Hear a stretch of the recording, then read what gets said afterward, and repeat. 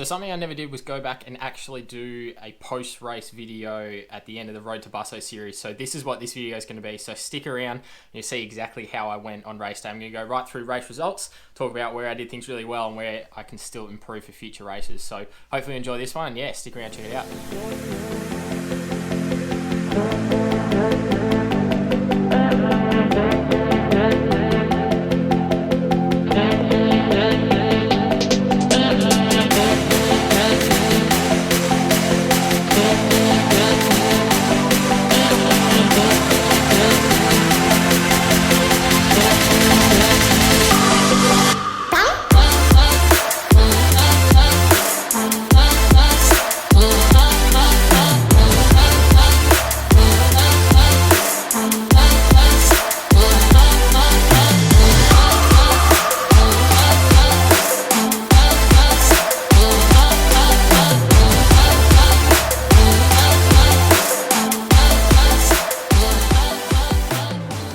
Hey guys, welcome back to the channel, Everything Sports Science and the Science of Endurance Performance. Nick here, and this is the final episode of the Road to Busso series, where there's been really, December through to now, almost a 4-month gap between episodes. Never actually rounded out the series, so that's what this video is here for today. Take you through my race result, how I went. Anyone who has been following me on Instagram would have seen how I went. I talked about it a little bit there, but this is really just a breakdown of exactly what went well, what didn't, and how I can go about it differently in the future to hopefully come out with a better result. So I'm just scrolling through my race times here, just on the Ironman website, having a look at all the splits and everything overall. Brief summary and sort of, I guess, general summary. 4 hours 57:47 was my official time. 139th overall, 28th male, 8th in my category, 20 to 24. For my first 70.3, pretty stoked with that to go sub 5 hours. I was pretty happy with, given the amount of preparation time I had and some impacted prep throughout the weeks leading in.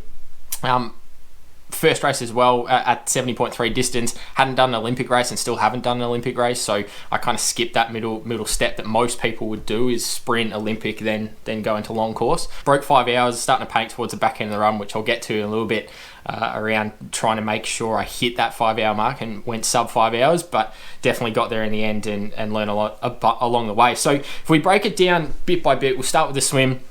And the swim's something I've normally been quite strong at, always been a swimmer. If you followed the series, it's something I didn't really focus a massive amount of time on, given that my swim I knew was going to be there and thereabouts and pretty sort of good. I was a little bit disappointed with the swim. 31:16 was my official time for the 1.9k swim.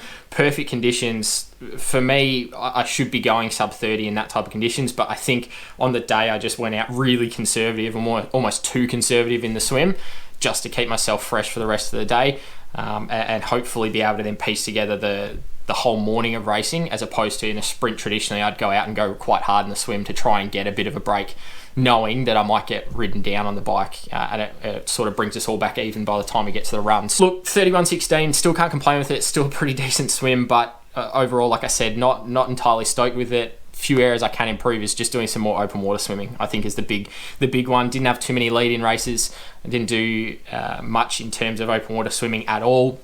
Did a fair bit of pool swimming and probably just didn't do enough volume in the pool as well. Tried to keep things as tight and compressed as I could with the time I had available in and around work and getting to pools and things like that.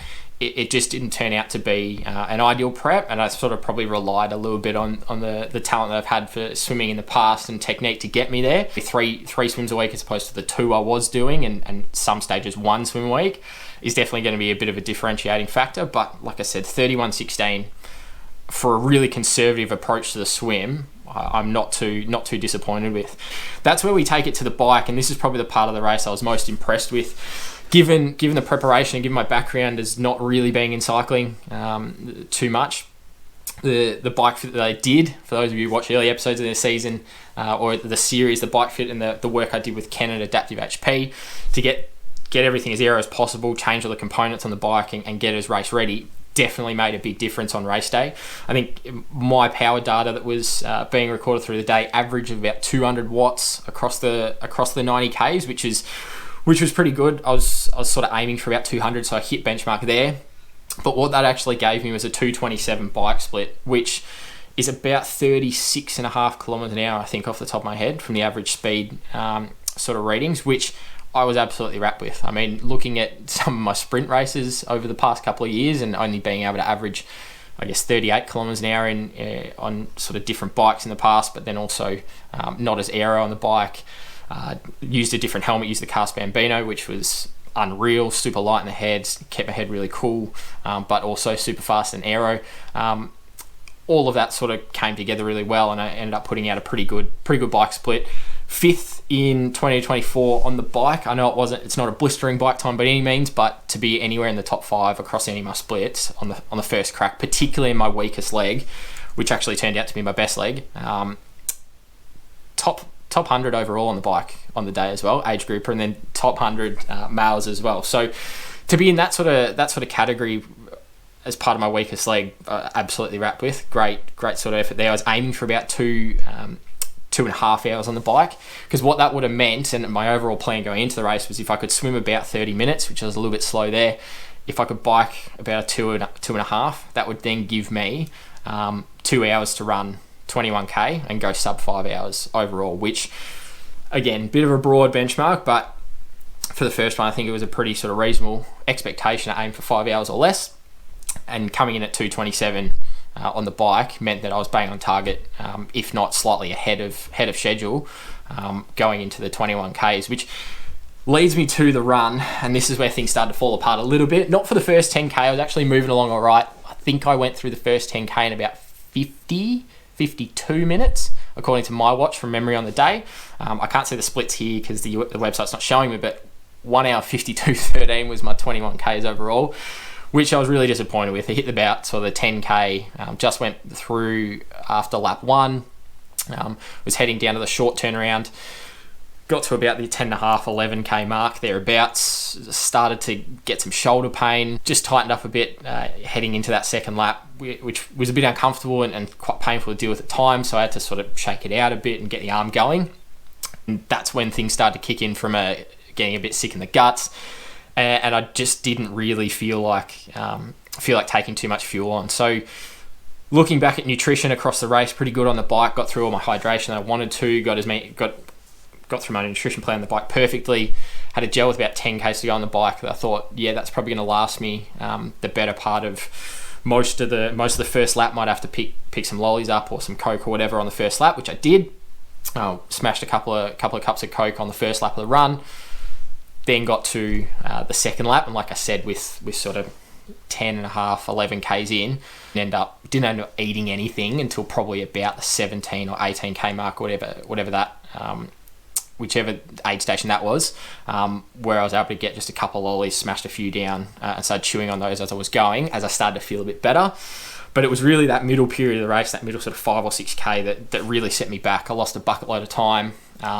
Probably walked for about 1.5 Ks, 2Ks, accumulated in that 6K space, interspersed with some jogging. I tried as best I could to run between the aid stations, then walk at the aid stations, but it just sort of, like I said, the 11K mark, it just kind of fell to pieces a little bit. Lost some time, and fortunately, I think about that sort of 16.5K mark, I looked at my watch and went, total time here isn't on my side, trying to aim for this 5 hours. I've really burnt as much as this 2 hour run as I allowed myself. I've burnt a lot of that time already, so I need to go and do something about it. So I started just trying to jog and just will myself as best I could just to get to the next aid station, or run 300 metres or run 500 metres at a time. But I thought, you know what, if I just put my head down now, just go to the turnaround. Once I get to the turnaround, there were some great people sitting at the end of the turnaround with some music playing and sort of cheering along, which was great.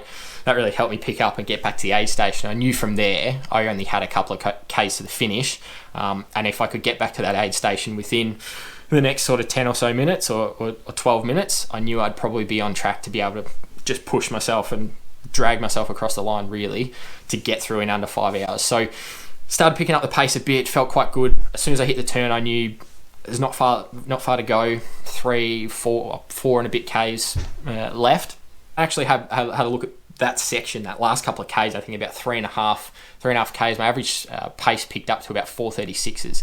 So I gained a bucket load of time on the last couple of Ks of the course, just by absolutely emptying the tank and giving it everything I had right to the finish, which then helped me go to 4:57. So it ended up going sub 5 in the end.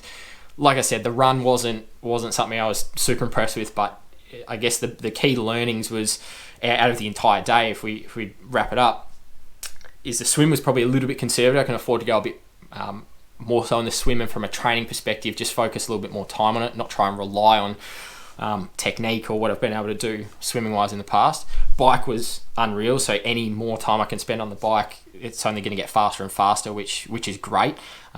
Making sure I can stay in that aero position for as long as I can is also a big benefit, and big shout out to Ken at Adaptive who made that all possible. Even then, I jumped on the bike for the first time the other day since Busso, so 4 months off, slid us straight back into the position. Yeah, it was a bit different and a bit uncomfortable to begin with, but within the space of about 10-15 minutes, I was back locked down in a nice aero position, super comfortable, felt like I could sit there as long as I liked. Nutrition on the bike was great. Something I need to tweak though is working on nutrition coming off the bike, obviously, and also just making sure that I can get off the bike after being in aero for so long and not have my body sort of play up on me as well. So they're probably the big takeaways. Probably something else that I want to add to the run as well that I will talk about is the lack of volume that I did. I did that deliberately because I didn't want to overcook myself. Obviously, that part of the year for me is off season for then coming back around to umpiring footy. So I talked about that a bit during the Road to Busso series, but it's something that I didn't want to do too much volume over the sort of spring summer period to then roll back around into January, February, which is what was shaping up to be a footy season. But with everything going on at the moment, nothing's happening. So I didn't want to be caught up doing too much volume and putting myself at risk of injury there, because footy is my priority, or has been my priority over the last little while from a training and competing, I guess, perspective. So that was a bit of a consideration. I think my longest run was about 12 kilometers as a zone 2 run, which just wasn't enough. I think it only worked out to be just over an hour. I probably need to get out and do that hour and a half, hour 45 run a couple of times just to get the legs, I guess, a little bit battle hardened in a way, which probably did lead to some of the issues at the back end with a bit of muscular endurance as well. So all in all, I guess to wrap it up, all in all, pretty happy.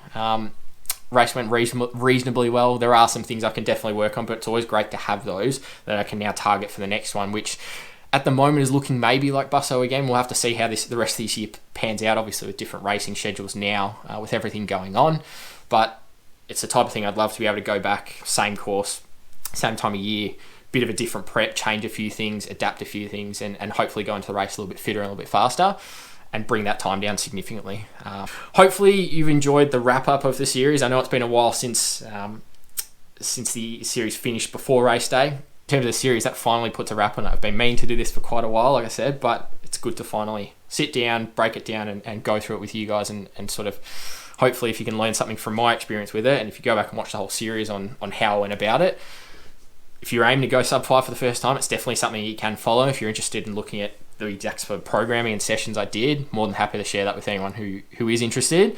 But it is something that definitely we can improve on, and it's definitely something that could have been a lot faster and a lot better, and I'm looking forward to that process in the future for whichever race I decide to do next. So again, that wraps up Road to Busso, finally. Hopefully you enjoyed it, and if you've got any questions about it, feel free to let me know. Otherwise, please hit the subscribe button and check out some of the new videos coming in the next little while. See you in the next one.